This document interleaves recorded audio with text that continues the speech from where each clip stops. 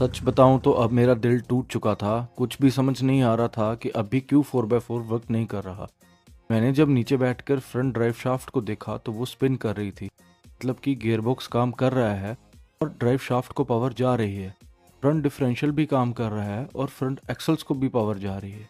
ये देखकर मुझे फिर से कॉन्फिडेंस आया और मैंने गुलाब पाजी से पूछा तो उन्होंने बोला कि इसके फ्रंट 4x4 हब्स जैम हो गए होंगे और वो लॉक नहीं हो रहे।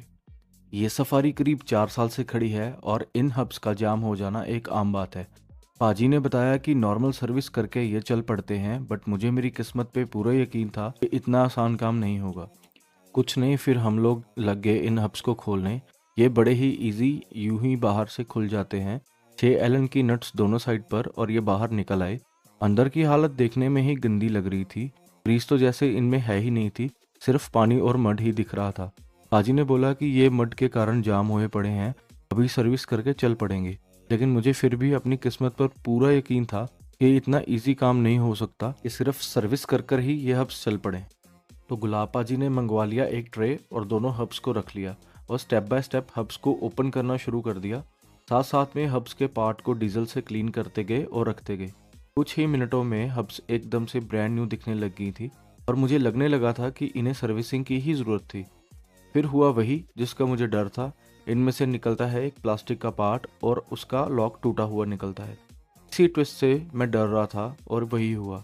एक हब की प्लास्टिक की सील और एक स्प्रिंग टूट गया था, जिसकी वजह से हब लॉक नहीं हो पा रही थी और टायर्स में पावर डिलीवर नहीं हो रही थी।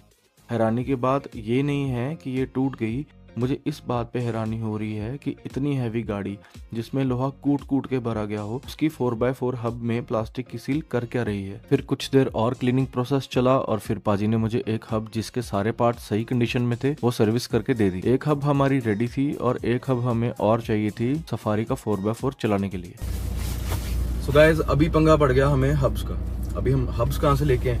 तो मैंने कुछ ट्राई किया ढूंढने का टाटा की वेबसाइट्स पे, और क्योंकि स्टोर में तो कुछ मिलेगा नहीं, वो तो मेरी शक्ल देख के मुझे बाहर निकाल देंगे। उनको पता ही आ गया हमारी बेइज्जती करने फिर से। तो मैंने बूट पे चेक किया तो बूट में कुछ भी नहीं था। अब सारा हाथी निकल गया था और उसकी पूंछ फंस गई थी जो हब्स थी।